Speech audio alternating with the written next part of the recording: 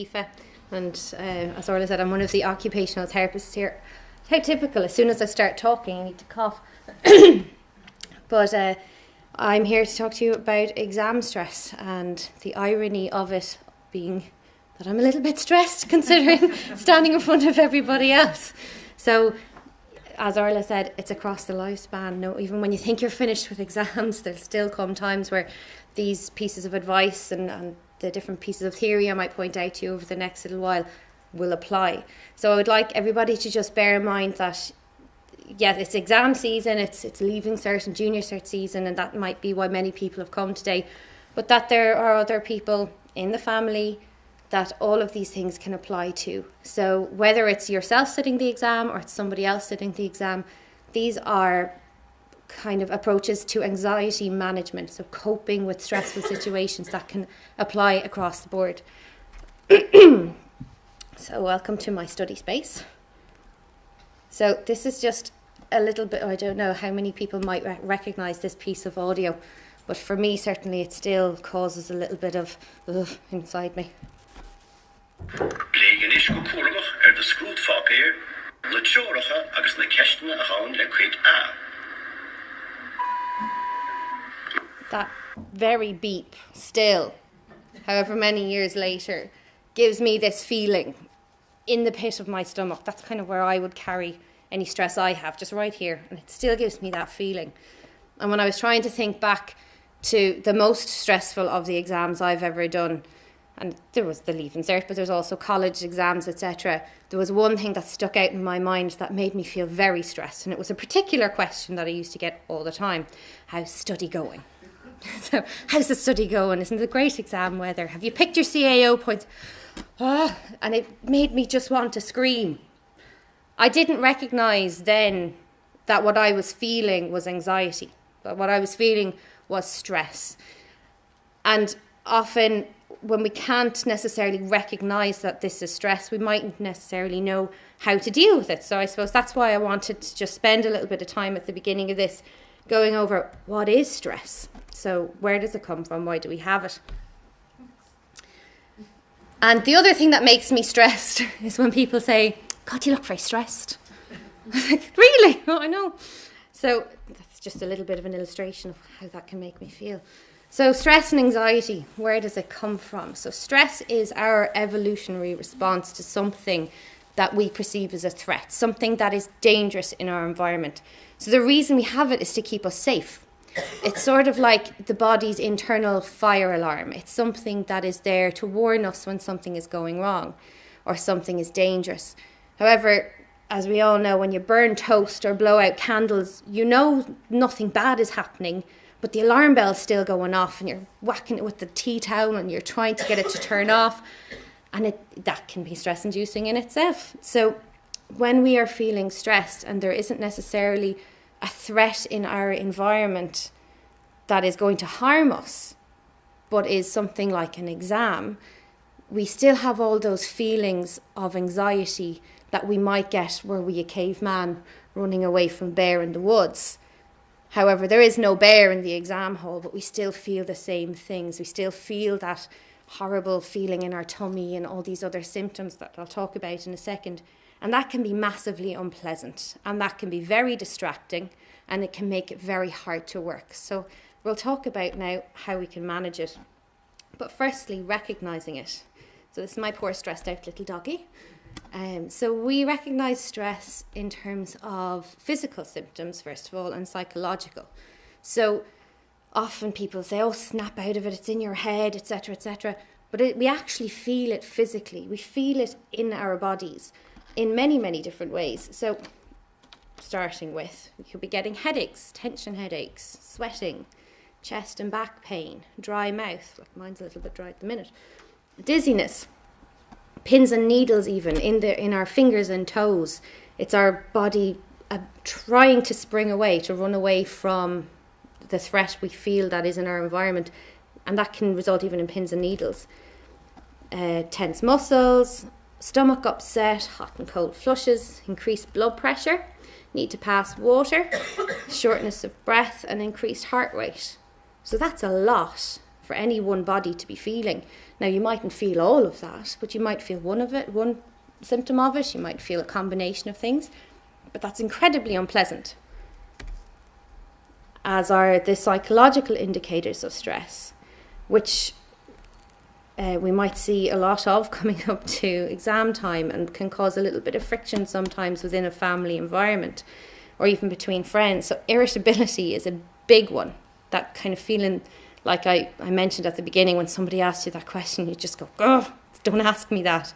And you just want to shout at them nearly. But that irritability, poor sleep, which is a huge one, unrealistic fears, changed eating patterns, frustration, despondency, anger, worry, feelings of panic, excessive smoking or drinking, so poor coping strategies, feeling unable to cope, and fatigue and exhaustion. So that's a huge one. So if you're to take into account those physical stressors as well as the psychological symptoms of stress, it's exhausting. It's absolutely exhausting. So again, dogs is featuring heavily in my presentation, but it's energy zapping. If you're to feel all those things, and then on top of that, you might be cutting things like leisure activities out of your routine. You might be turning to other poor coping strategies that all contribute to you feeling more tired. So in the lead up to exams and whilst you're actually doing the exams, what's your secret weapon to cope with all that exhaustion? And it's your battery life, it's your energy. So every body has an internal battery life. So we have X amount of energy to give. If you are study, and not giving yourself time to recharge the battery is going to get to a point where you feel burnt out and you can't give any more. You can't perform effectively. You know, when the battery in a torch starts to waste away, or the light isn't as bright, it doesn't work as well. So that's why we need to build in pit stops into our day to recharge the battery. And many of us might turn to certain coping mechanisms in order to recharge our battery because we perceive it as a quick fix. But be careful, because these things are a trap. These are energy drainers. So things like smoking, drinking alcohol, self-prescribing some medication, turning to fast food, the quickest thing you can get your hand on, and coffee or caffeine. These are things we perceive to give us energy. But in the long run, they might give you a spike of energy for a short amount of time. But when that spike is over, you crash on the other side. And you're less energetic, you've less to give, and you feel more drained. And in some of those cases, things like the caffeine, they can actually mimic feelings of anxiety. The chemical in them makes you feel as if you are anxious. It gives you that faster heart rate. You might feel you've more energy, but in fact you're actually adding to that feeling of panic and that feeling of anxiety. So, and as I said, they leave you more drained in the long run. So what do we do instead? So these are the basics. These are the fundamentals. These are the things that are energizing and that you need to get through. And the first one is sleep. And I'm sure you have probably all heard this, but I cannot stress enough how important a good night's sleep is. I know certainly when I did exams, I was desperate. I'd be staying up all night and my dad would be at the end of the bed saying, give me the book, put the light out and go to sleep. Because I didn't get it. I didn't get that if I didn't get the amount of sleep that I needed, that I wasn't going to be able to give what I needed to give the next day for the study. So depending where you look, it can give you different estimations of how much you need or how much a night you need. And they say anywhere from 7 to 10 hours sleep, but you're looking to get at least 8 hours sleep a night. And as I said earlier on, anxiety can cause poor sleep. So that it can get into a bit of a vicious cycle. So if anxiety is causing poor sleep, you may feel more anxious the next day, which can cause poor sleep. So what do we do to improve the quality of the sleep we get? So the first thing is a good wind down routine before bed. The analogy that's always given for this is you don't go from fifth down to first in a car, or fifth gear down to first in a car. Or well, all these new cars have sixth gear. I'm driving a banger, so you wouldn't go from sixth down to first. So it's the same with sleep. You have to start winding down. You have to have a routine before bed that will help you come down from that place of anxiety and that place of stress, because it's quite a high arousal level. So you want to try and avoid alerting activities like having showers later in the evening or exercise in order to prepare to sleep. So try replacing showers with baths. They're more relaxing. And avoiding exercise at least 3 hours before bed. So trying more passive, relaxing activities like reading or maybe watching a movie, but not too late in the evening. And then again, switching to decaffeinated drinks. So we all know, stay away from coffee when it's near time for bed, but especially here in Ireland, we don't give the same thought to tea. Tea is hugely caffeinated as well, so try switching to decaf tea. And things like Diet Coke, we might think we're making a healthier choice by cutting out some of that sugar, but that's still very high in caffeine as well. So opting for decaffeinated drinks. And I'm sure you have all heard the perils of screen time before bed, and you may be trying to implement it for yourself or implement it for children or other people in your family, and it's quite a hard thing to do. But screens emit something called blue light, which mimics daylight. So when you are looking at a screen, your brain is waking up. It's getting ready for a day, even though you are trying to wind down for bed. You may perceive it as a really relaxing activity, perhaps, looking at Netflix or some nice movie on the internet, but that is actually alerting you. Now, me saying that is all well and good, and maybe mum or dad telling you that, or somebody else in your family telling you that, but it has to be from yourself if you're going to put that away, because otherwise it might cause a little bit of friction. It certainly did in my house anyway. But if you're going to bed, if you're getting into bed, you're going there to sleep at the end of the day. So in the long run, your success in your exams and your energy levels will thank you for it if you are to put a self-imposed no screen in the bedroom ban on yourself, because at the end of the day it's yourself that's going to benefit from that. So that's just something to have a little bit of a think about. I know it's really difficult, even for me it's very difficult, but in the long run it is very, very important. So that's sleep. The next one is having your fuel from food. So diet. We need to keep the energy levels up, keeping the battery charged with some good foods and good food choices. When we are stressed, it's very easy to, reach for the Red Bull or reach for the protein bar or something that's really easy within arm's reach. But trying to make good choices around your diet, things that will give you lots of energy, like carbohydrates, complex carbohydrates, things like porridge, slow releasing energy foods, is a really good way to go. And again, trying to cut down on the caffeinated drinks. And then alternatively, again, to do with sleep, things that are high in calcium and magnesium can aid sleep. So I never believed the old wives' tale of the hot milk before bed. I thought, sure, that's just putting more energy into me. I'm just going to wake up. But actually, it's high in calcium and it's a relaxing drink and there's no caffeine in it. So something like that is quite good to aid sleep. And then my least favourite word, exercise. So exercise is a key leisure pursuit for a lot of people. A lot of people enjoy exercise. But for those of us who don't enjoy it quite so much, it's still a key component of a healthy, balanced life. It's in times of stress, it's absolutely essential in helping us maintain good activity levels and in clearing our minds. And it releases those wonderful things called endorphins, which can improve mood and overall bring down our level of stress. However, in times of stress, I think Orla kind of mentioned it in the beginning, exercise can be one of the first things that gets cut.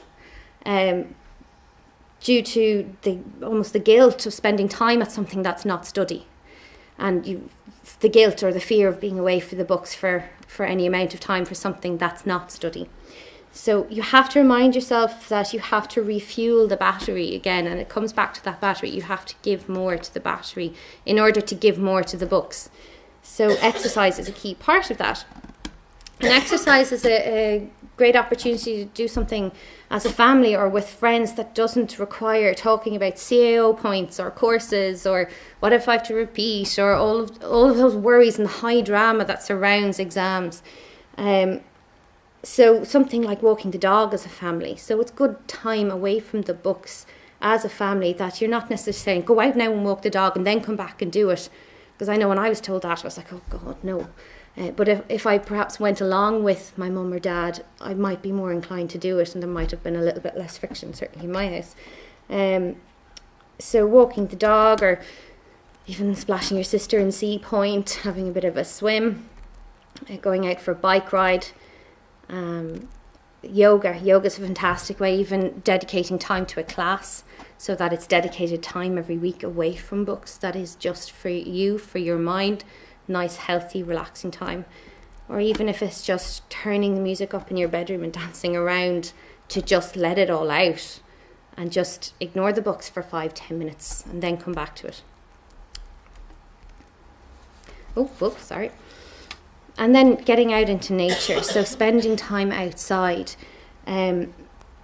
It's incredibly refreshing to be able to spend time outside, away from books, away from study, but try perhaps to leave the phone behind. Try spending time outside and notice what you can see around you, smell flowers, notice the view, feel the breeze on your face, or in this case probably usually rain, but try and spend time noticing it and be present in it, because it's an incredibly healthy thing to do by being mindful in an open space, in an open natural space, getting away from the stress of study. This is my somewhat unusual to-do list.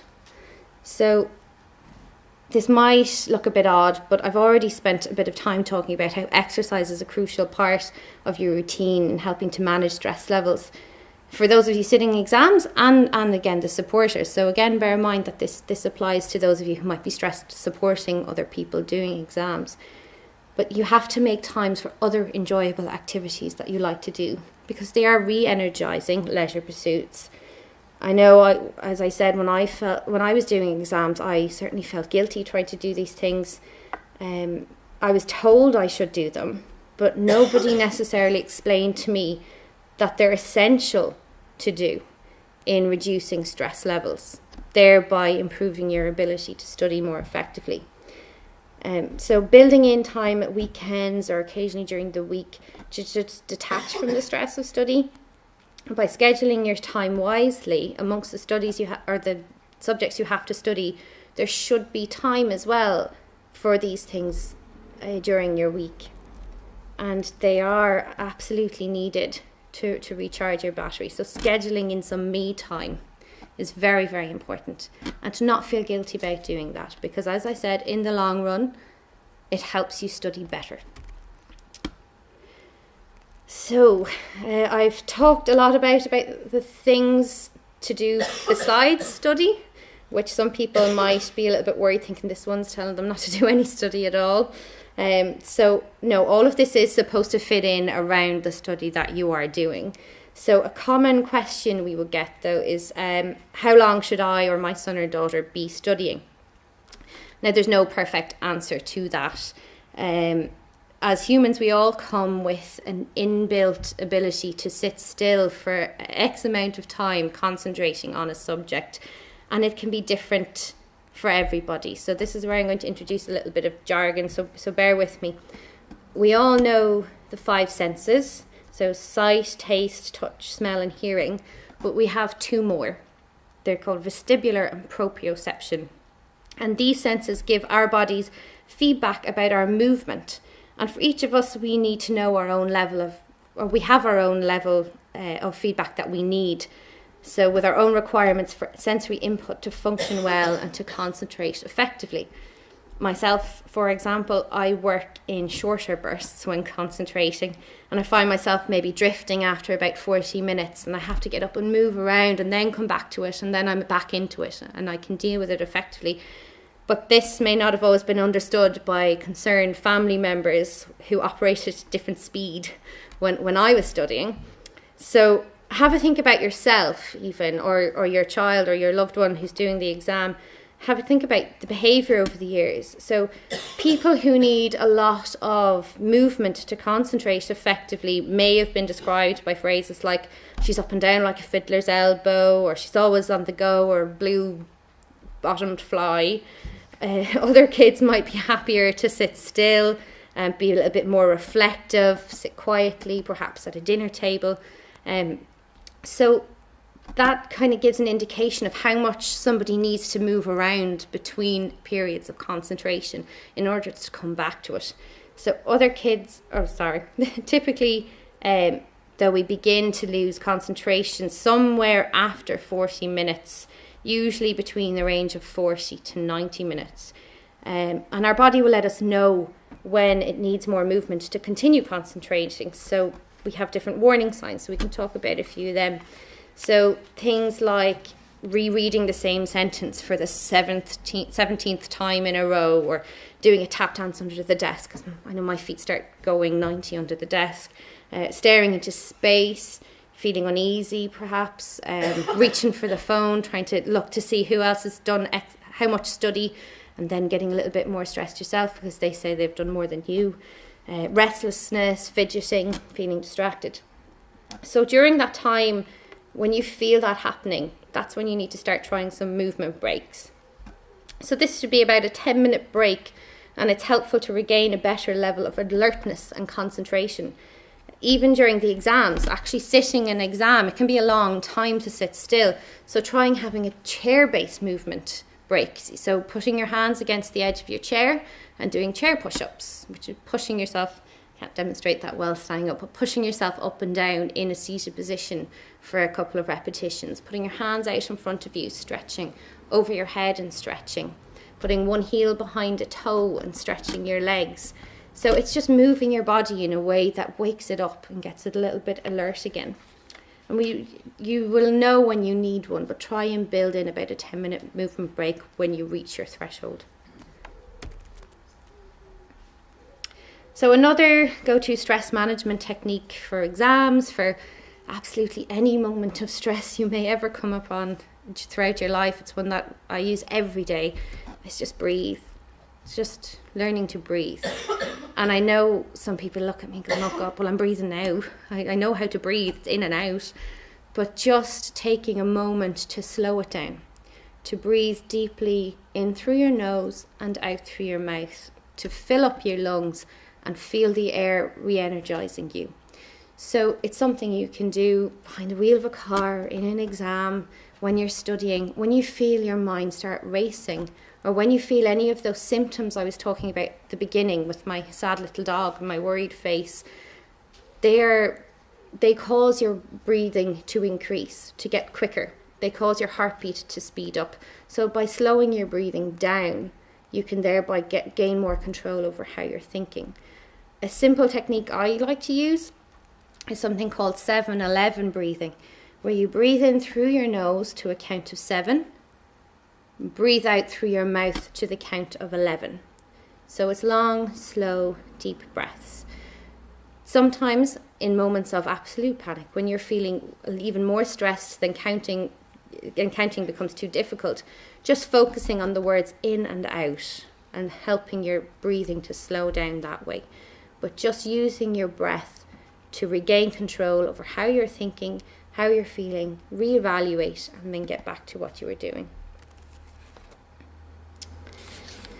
So the next thing now is talking about the S word, stress. And I know we're all here talking about stress, and it's quite easy for me to be using that word, but when you're walking on eggshells around somebody who might be feeling irritable and anxious, it can be kind of a hard subject to bring up. So for those of you providing support as well as the person taking the exams, it's massively stressful. And those of you caring for the person or supporting the person, you want them to be successful. You don't want them to be disappointed. You're hopeful they achieve their goals, whether it be getting a job or going to college or getting all the points that they need. And you might be concerned about their mental health during this time, and that's really natural. So broaching the topic can be daunting, and it can be a time of a lot of high emotion, feelings, and thoughts. And if the student brings it up, certainly go with it. Validate how they're feeling. Acknowledge the upset before immediately attempting to reassure, which could be construed maybe as placating a little bit. So perhaps offer a validation of something like, it must be very difficult feeling so tired or worried or anxious. Reassure and then offer support. So ask them, what would help you at this moment? So instead of necessarily jumping straight in with, oh, this will help. If you do 10 minutes now and then do this, then you'll feel better. Maybe acknowledge, okay, I can see that you're feeling very stressed. That must be very, very difficult. What can we do right now that would support you to feel better? Or what could we do that would support you to do the bit of study you want to do this evening? So that you're encouraging the student then as well to explore their own ideas about dealing with the stress and encouraging problem solving. So in the long run, it's encouraging them to be more independent and helping them to cope with that stress and helping them to cope better with that stress down the line. So the other thing as well to think of is there may be other people in the house doing exams as well. That mightn't always go down the best, where one person thinks their exams might be more important than somebody else's exams, or a younger sibling might feel a little left out, that somebody else is getting the attention. So just make sure to draw them into that conversation as well about the stress, so that they don't necessarily feel quite so on the outside. Offering somebody, again, that the support as opposed to the control. So what can I do that will support you to do the bit of study you told me you wanted to do? Or what can I do that's going to make you feel a little bit more relaxed right now? So it comes down to the control versus support. I think a lot of the time people might be a little bit more receptive to that approach of the support as opposed to the control. So not to be confused with nagging. That can be often what you might hear. It's like, stop nagging me. When you know it's coming from a place of concern for your loved one or whoever is doing the exam. You know that. You want them to do the best. Whereas they don't necessarily understand that and they perceive nagging. So offering them the same advice but in a differently phrased way by saying, you can kind of guide them towards that by saying, what can I do to support you? Then they mightn't be quite so upset with the advice. So the other thing is to bear in mind is to keep calm. So relaxed supporters means a more relaxed student. And as I said, all these coping tips apply to you too, but be mindful your support and your calming role of parent or supporter mightn't always be appreciated or reciprocated during times of elevated stress. It's quite difficult, but try not to be offended. Students during times of stress can become so wrapped up in the drama that they don't recognise your supportive efforts. They, as I said, use that awful word that people might say, nagging, that's how they perceive it. So they will appreciate it and perhaps acknowledge it down the line when they're through the worst of it. So just keep your eyes on that prize.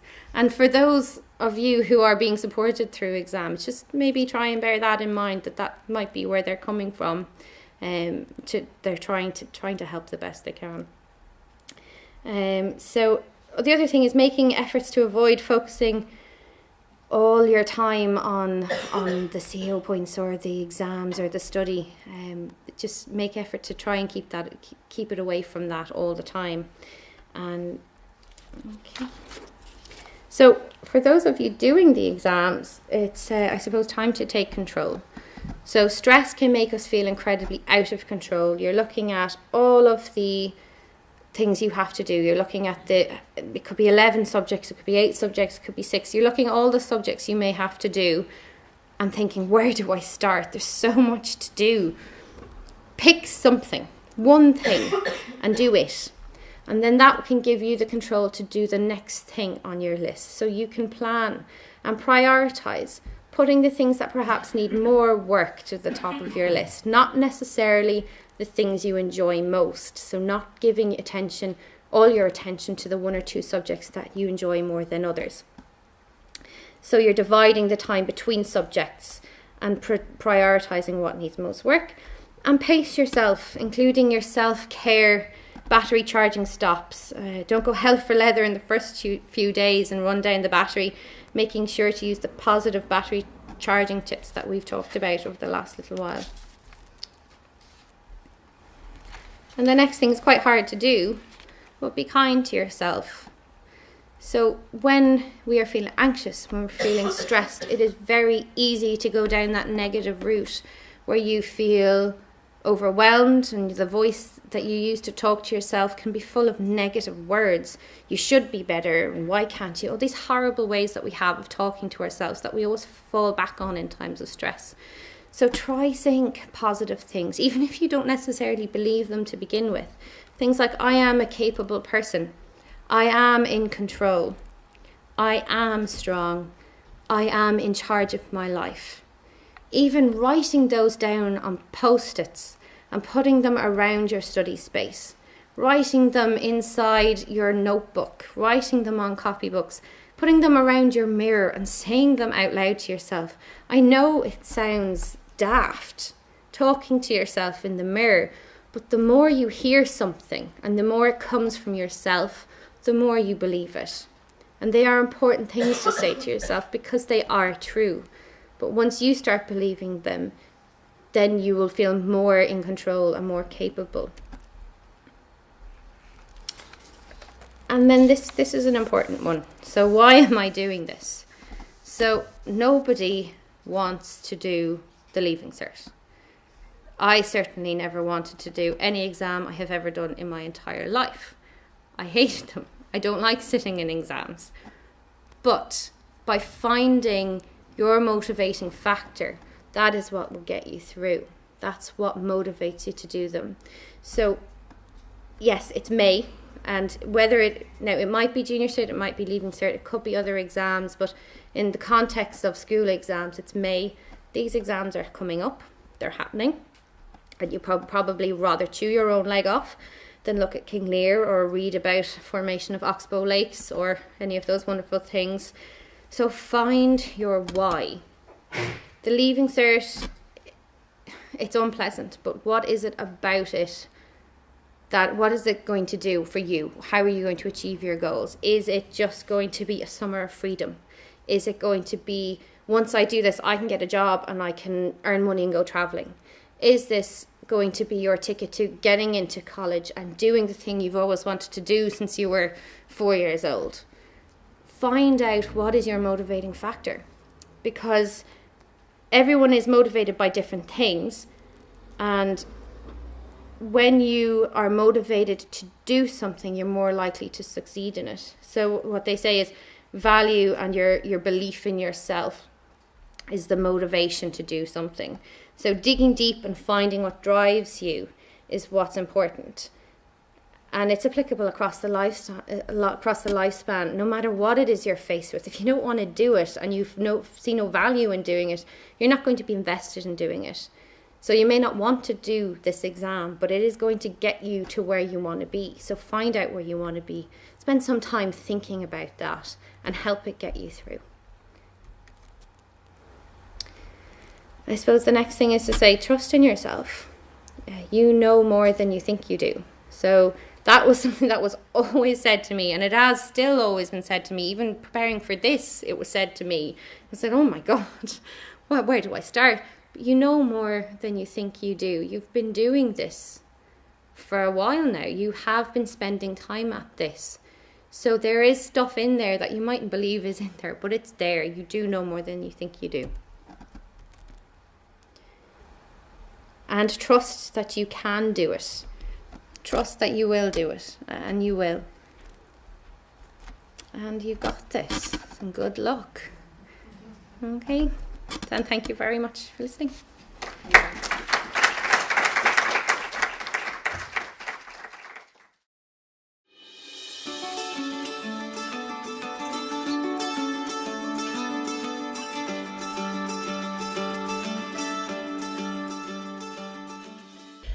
Would it help to take some kind of vitamin tonic?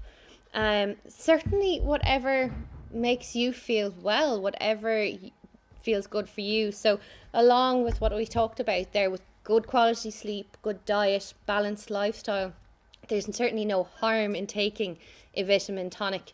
It's not going to change things drastically, but it may help you feel more healthy during a stressful time. So there's absolutely no harm in it. So we wouldn't recommend for or against, I suppose, but there's definitely no harm in taking it. Okay, we have one here just relating to the take a break signals, and this idea of, how long, should it be before somebody takes a break signal. It's unique. We have people that we have worked with here who would actually last 10 minutes, and actually that's when they need to take a break. And it's not how much time it is before we take a break, it's that I know it is now my time to take a break. People with ADHD or the dyspraxias will need to take much more frequent breaks, but there's no reason why their performance will go down. Once it's the quality of the time that they are using and the focus that they have, that's absolutely fine. So whether it is 10 minutes or it's an hour and a half that you can go, it's just to know there will be signals, look out for them and deal with them when they arise. Okay.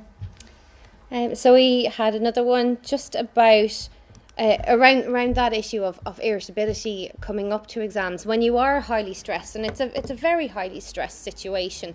There's a lot of high running emotions and drama, and there could be other things going on as well that can cause people to feel irritable, or for want of a better word, come across as nearly cranky and wanting to fight with each other. But there is the issue of how far that can go and how much of that to indulge. So no matter what, there are boundaries. So family boundaries are family boundaries. So there has to be an element of respect as well on both parties.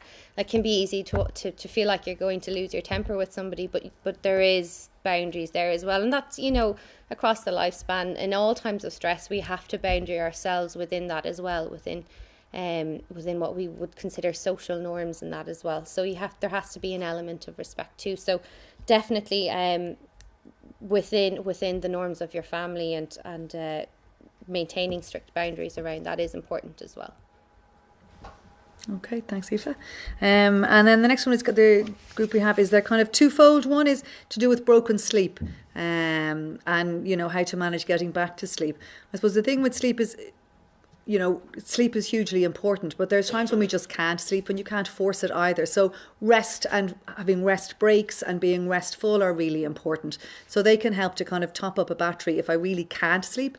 If it is that somebody's waking up early in the morning, they're wandering, they're losing their routine altogether, it's maybe time to have a chat. Just maybe reassurance, finding out what's going on for them, encouraging that restfulness.